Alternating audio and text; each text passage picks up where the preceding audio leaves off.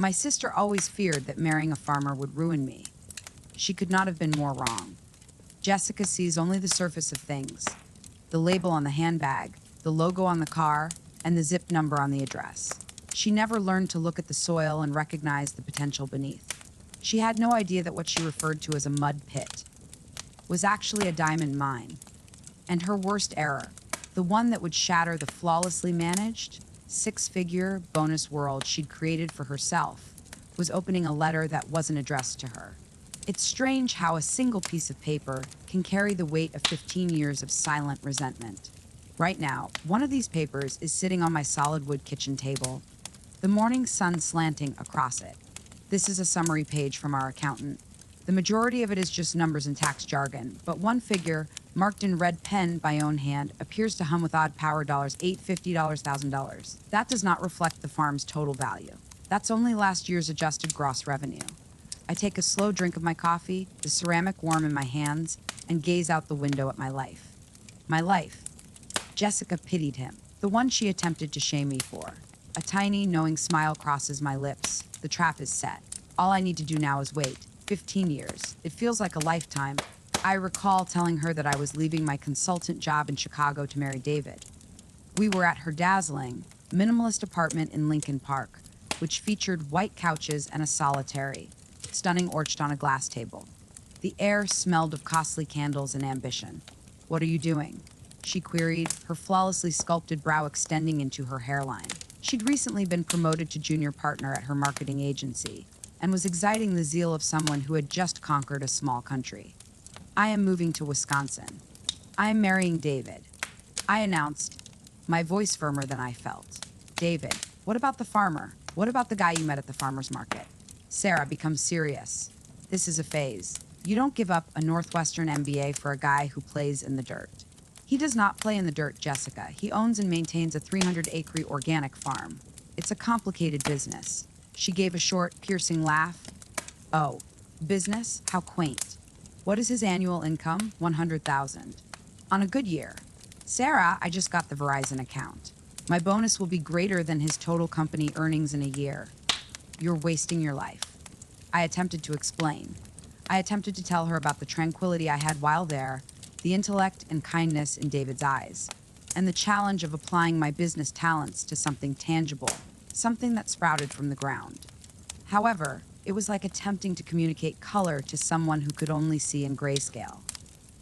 For Jessica, value was simply a figure on a bank statement. Her universe was hierarchical, and I had just intentionally relegated myself to the lowest rung. The wedding was a tiny and tense event. Jessica arrived in a dress that cost more than our catering budget, a silent, dazzling protest against the entire situation. She spent the entire time on her phone, presumably closing another six-figure sale, making it clear that the rustic barn wildflowers and genuine joy on our faces did not impress her.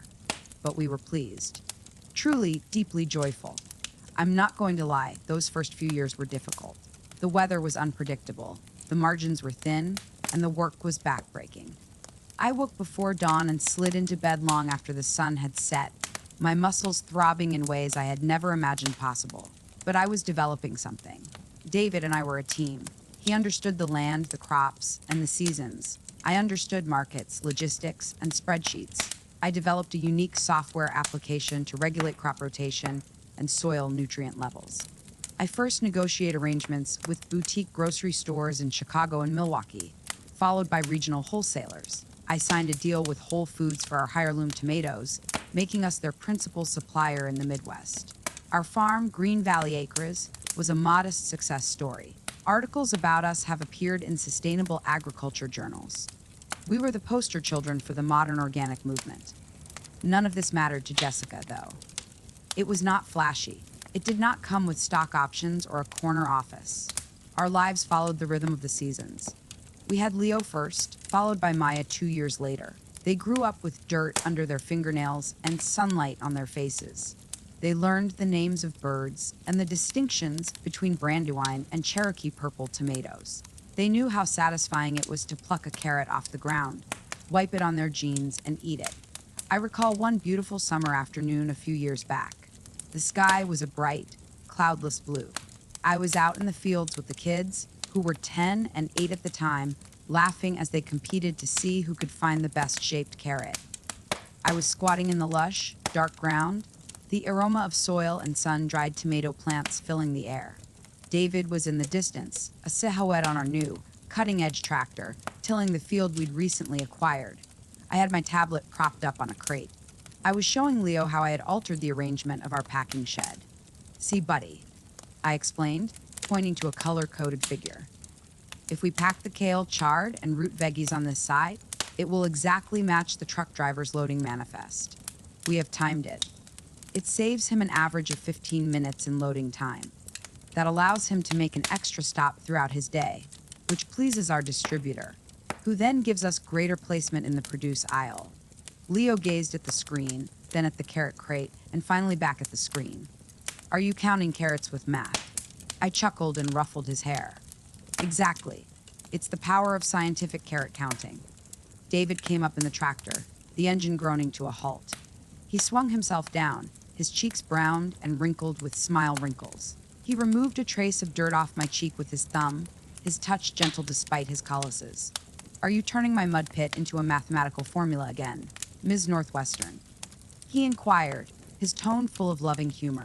I leaned into him, my heart bursting with a deep joy that Jessica would never understand. "It's our mud pit, mister," I explained, gazing up at him. "And it's perfectly, beautifully, profitably mathematical." He kissed my forehead with a deep, lingering press. In that moment, surrounded my children, my husband, and the physical rewards of our hard work, I felt like the world's richest lady. It was a wealth measured not in dollars, but in sun-drenched afternoons and the flavor of a freshly picked strawberry. This was the life I choose. This was what I stood to lose every time Jessica came through our door. Her visits were like storms rolling in over our tranquil valley. You could feel the atmospheric pressure shift. The air would become heavy, laden with an unspoken judgment. She'd arrive in her latest fancy car, a Tesla, a Porsche, or a Mercedes, depending on her bonuses, and walk out like a queen visiting a rural village. She'd stare at our comfortable, lived-in farmhouse with a thinly veiled terror. "Oh, Sarah, it's sob cozy," she'd say, the term cozy dripping with condescension as if it were a synonym for cramped and unclean. She showed up unexpectedly one evening, just as we were about to eat a dinner of roast chicken, potatoes from our garden, and green beans we had harvested that morning. The kids were talking about their day at school, and David was relating an amusing story about a stubborn groundhog. The image resembled a Rockwell painting depicting marital happiness. Then we heard the crunch of tires on our gravel driveway. A beautiful, purely white Tesla Model S came to a stop.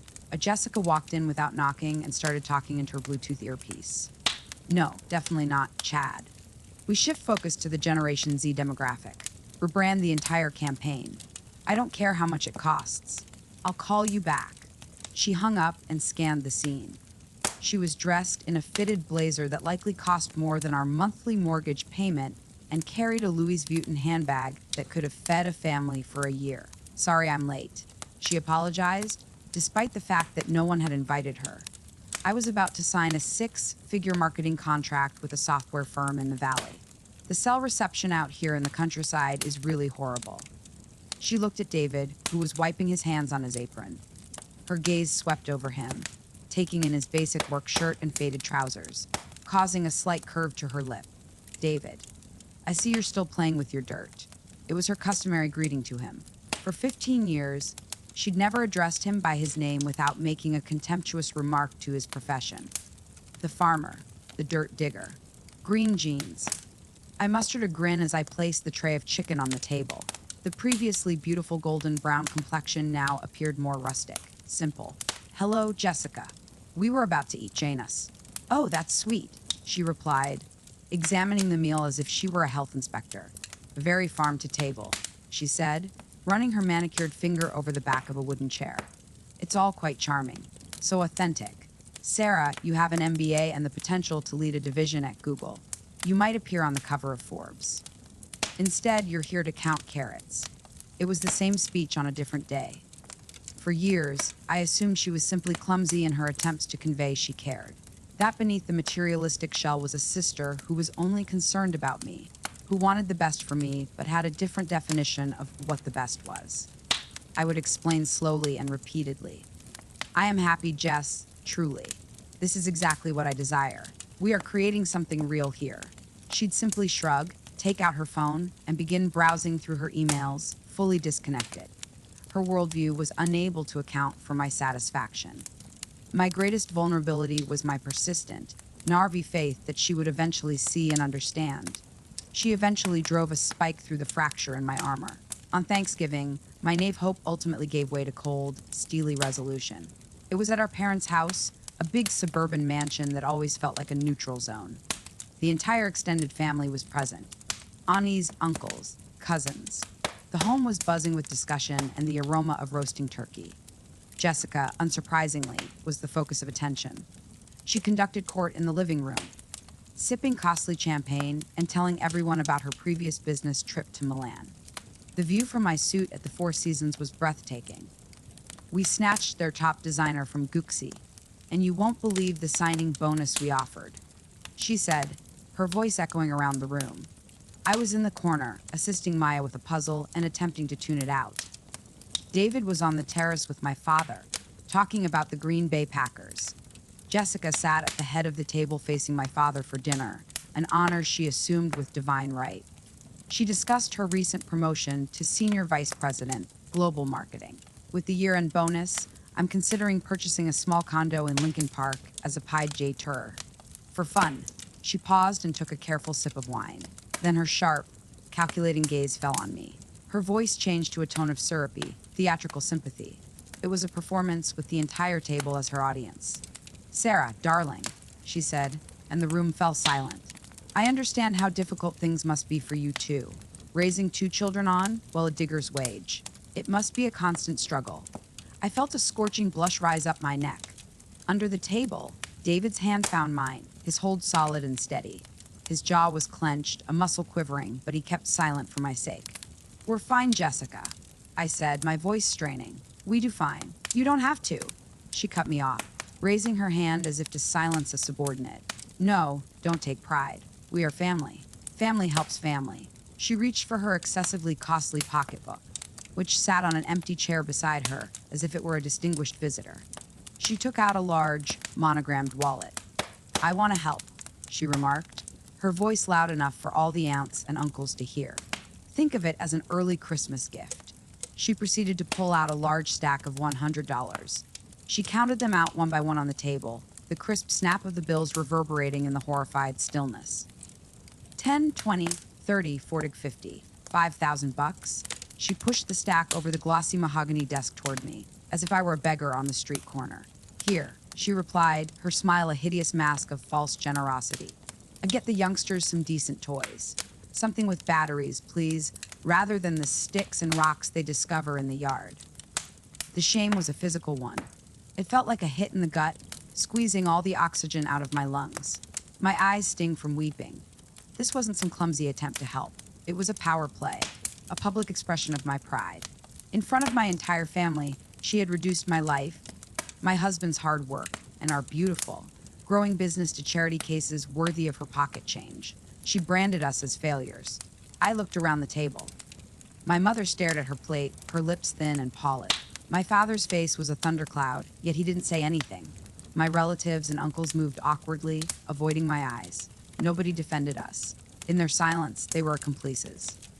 David's voice, when it arrived, was low and frighteningly calm. We don't need your money, Jessica. He stood up, his chair scratching against the hardwood flooring. He softly grabbed my hand, asking me to get up. Let's go home. Sarah. We walked out of that house without saying anything, leaving the mound of cash on the table as a testament to my sister's weakness. The family's quiet followed us out of the door. The journey back to the farm was a swirl of tears and darkness.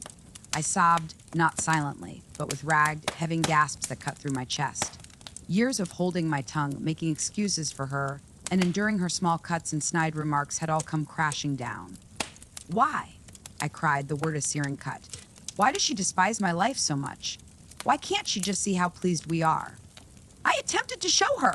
I emailed her the article from Modern Farmer. I informed her about the Whole Foods contract. She refuses to see it. David drove silently for a long time, his hand covering mine on the center console, and his thumb making soft circles across my skin. He allowed me shout out my anguish, wrath, and deep sense of betrayal. When my weeping had calmed into quivering breaths, he continued, his voice firm and clear in the darkness of the truck cab. Because for her, happiness is a number in a bank account, Sarah, he added, his gaze fixated on the road ahead. Success is a job title. Your car's worth is defined by its price. You can't win an argument with that individual by using words like happy or fulfilled. Their calculator doesn't have those buttons. He looked over at me, his expression full of strong, protective affection. You're trying to describe a sunset to someone who is colorblind. She can never understand what we have because she lacks the means to assess it. He was correct. A deep, chilling clarity poured over me. I'd been speaking the wrong language all along. My words were meaningless to her. My attempts to seek approval, to make her understand, were completely worthless. It felt like shouting at a brick wall. And in that instant, I knew I'd never shout at the wall again. I wiped the tears from my cheeks with the back of my fingers. The pain was still present, a raw, gaping gash in my heart, but something else was taking root beneath it. Something cold and patient, as unyielding as stone. Justice, I concluded, would not result from a talk. It would have to be in the only language my sister understood. The weeks following the tragic Thanksgiving were calm. I felt hollowed out, as if Jessica had reached in and removed an important part of me. The part that believed in the unconditional relationships of family. I went through the motions of Christmas with a forced cheerfulness for the kids, but the joy seemed remote, like a recollection from someone else's life. I stopped attempting to interact with Jessica. When she called, full of her usual brags, I would react with polite, non-committal murmurs. We just closed the fiscal year. She'd proclaim over the phone one evening in January. My team broke all records. My bonus is going to be outrageous. How about you? Have you sold enough pumpkins to keep the lights on? The old me would have protected our company. The old me would have noted that our fourth quarter profits from holiday sales to specialty grocers were strong. But the new me just said, "That's nice, Jessica. We're doing fine, thanks for asking." My disinterest was like a new and perplexing conundrum for her. She was used to seeing me upset or defensive. My cool indifference seemed to bother her more than any debate had. I could hear the anger in her voice as she tried to find new ways to needle me, but I refused to buy. My emotional boundaries were now constructed of rock. Behind those walls, I was working. The humiliation of that night had ignited a fire in me. It was a chilly blue, sharply concentrated flame rather than a heated, raging inferno of rage. I threw all of my enthusiasm and MBA training into the farm.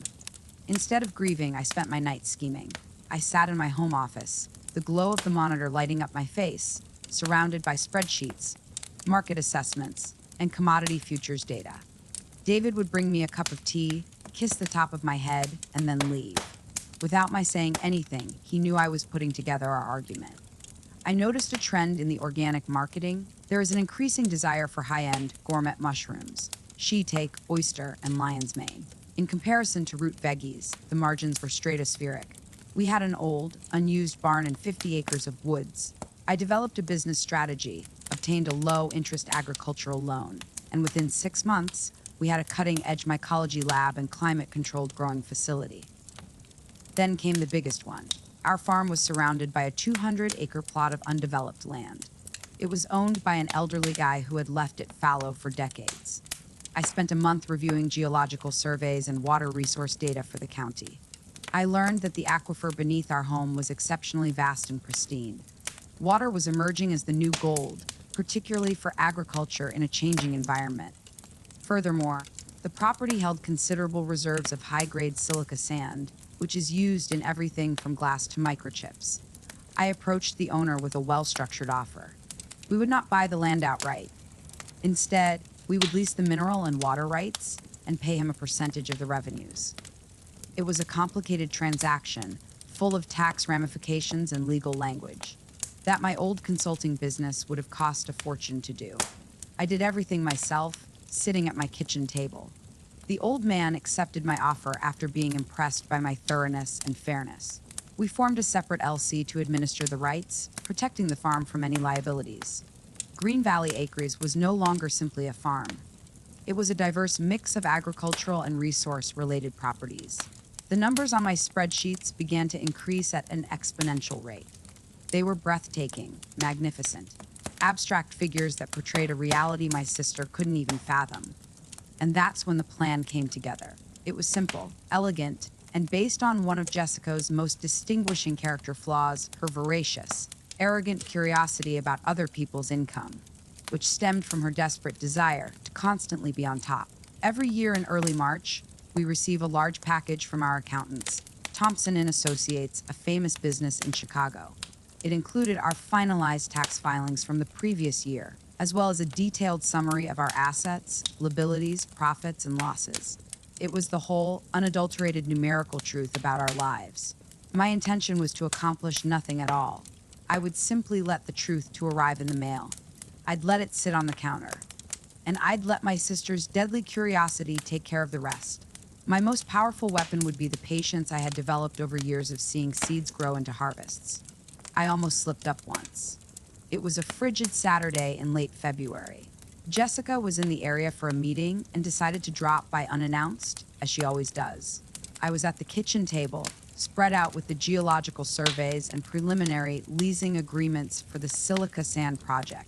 They were complex, technical text full of numbers with many more zeros than Jessica was used to seeing in comparison to me. The sound of her Tesla on the gravel sent a rush of adrenaline through me. I rushed quickly, gathering the papers into a jumbled pile and tucking them beneath a stack of seed catalogs just as she entered. "Don't you guys ever lock your doors." She stated this as a greeting. She put her Prada coat over the chair. "What are you doing? How do you figure out your power bill?" I can't imagine how much it would cost to heat this drafty old barn. I forced my heart rate to slow, and my smile became tranquil. "Just some farm paperwork. May I get you some tea?" Her eyes searched the table, a hint of mistrust in them. She was a shark with scented blood, but the source was unknown. The tension was a high-wire act, a fine balance of concealing everything while revealing nothing. I held my breath as she strolled past the table, her gaze drawn to the catalogs. Her attention was diverted as her phone chimed. The moment has passed. As she drove away, my hands shook. But I was also infused with a new and exciting sense of expectation. It was coming. The time of reckoning was no longer a faraway hope. It was a date on the calendar, an envelope waiting to be sorted. And it would be delivered directly to my door. The day began like any other. It was a Saturday in early March. One of those deceptive days when the sun shines but the air retains the biting edge of winter. I was at the kitchen table, going through the mail that had just arrived. The usual stacking a few bills, the latest copy of Organic Farming magazine, a postcard from David's aunt in Florida, and there it was. The huge manila-colored package felt satisfyingly hefty in my fingers. Thompson and Associates CPA Chicago IL. I took a deep breath, my heart beating rhythmically against my ribs. I placed the envelope on the counter, not hidden but not apparent. I slanted it such that the respected Chicago accounting firm's logo was prominently displayed. Then I went about my business, brewing a pot of coffee, its aroma filling the kitchen with a sense of comforting normality. As if on cue, I heard the familiar crunch of tires on the gravel driveway. Jessica's white Tesla drove up, glittering in the cold sunlight. My timing, developed over years of planting schedules and harvest windows, was ideal. She walked in without knocking, as usual, exuding a sense of self-importance. She was dressed in pricey weekend wear, cashmere leggings and a designer parka, and making a typical Jessica-esque proclamation. "I'm on my way to a wine tasting in Napa for the weekend, but I thought I'd pop in to see the kids," she said, though she rarely expressed true interest in them. God knows they need some exposure to the outside world.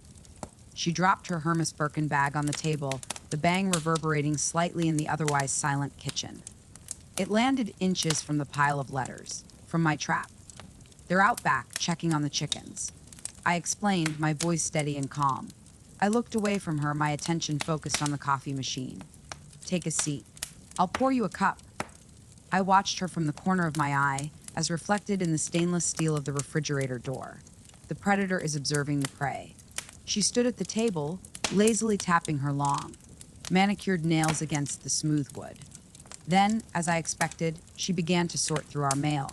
It was a habit she had developed since we were children, a casual invasion of privacy motivated by her desire to know everything and always have the upper hand.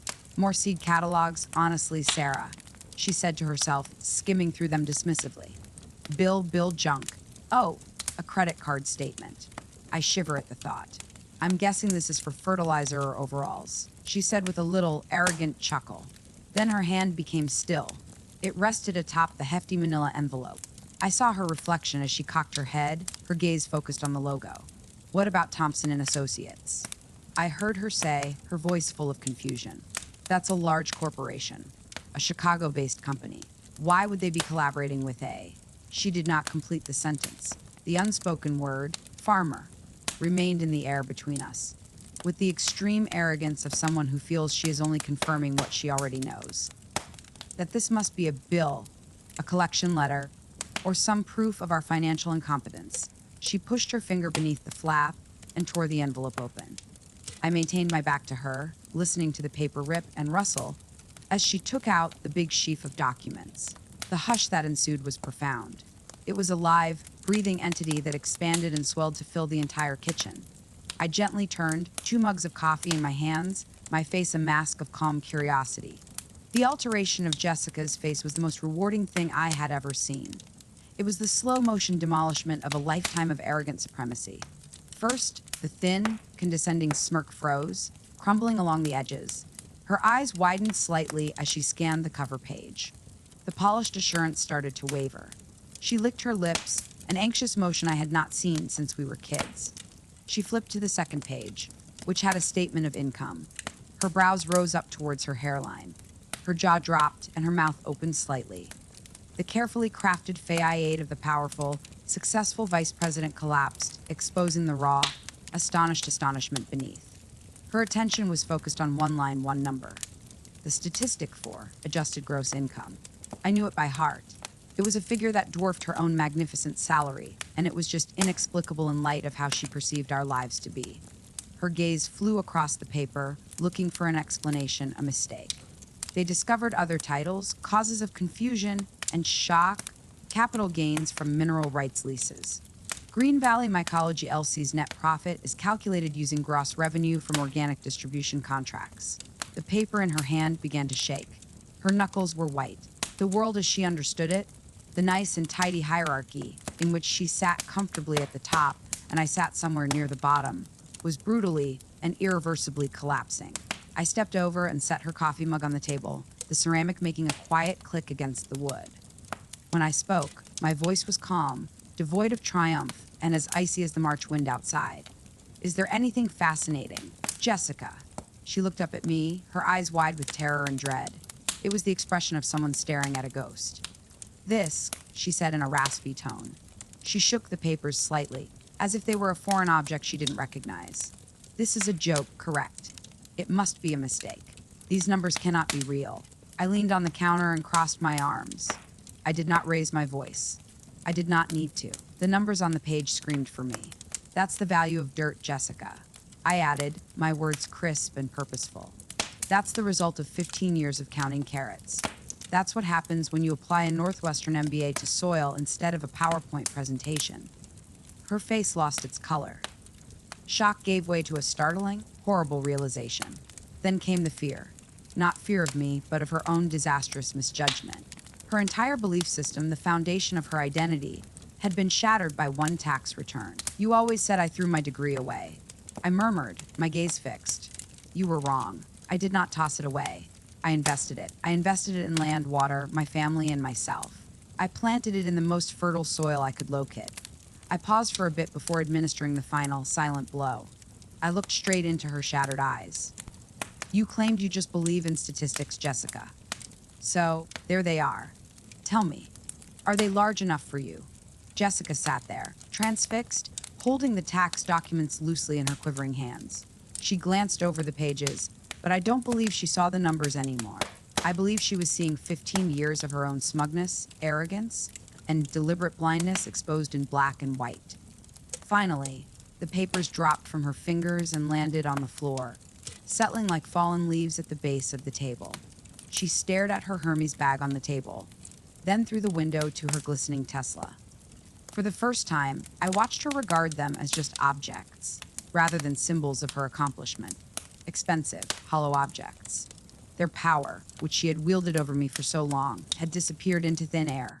Without saying anything, she stood up. Her movements were rigid and jerky, like a marionette with its strings cut. She did not glance at me. She could not.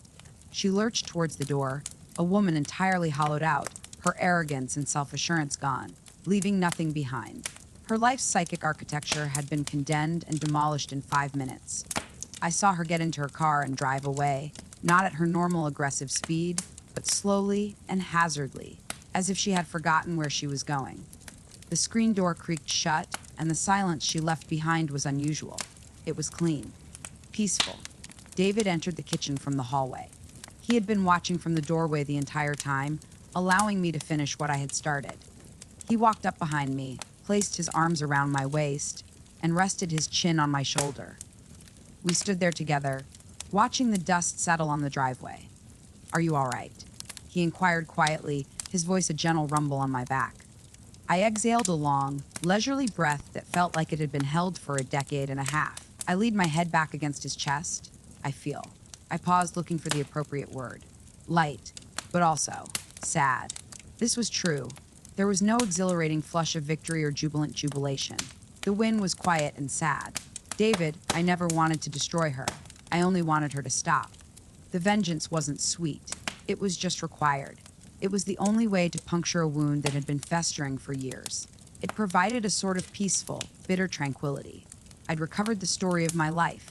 I had reclaimed my family's respect, not by demanding it, but by demonstrating its worth in the only ways she would ever accept. However, I realized that I had most likely lost my sister forever. Maybe I had lost her a long time ago, but hadn't been willing to admit it. The camera in my mind's eye pulls back, revealing us standing there, 2 small figures in a warm kitchen, framed by the window. Outside, the fields stretch out, brown and motionless, ready for spring. They resemble plain dirt fields. Jessica would have dubbed it a mud pit. But we knew better. They say that revenge is best served cold. They are not wrong. However, occasionally it is not served on a platter at all. It is sometimes served on Form 101040, Schedule C, which includes a full asset summary. For 15 years, my sister labeled my husband a dirt miner and my life a waste. She assumed we were planting vegetables. She had no idea we were farming diamonds.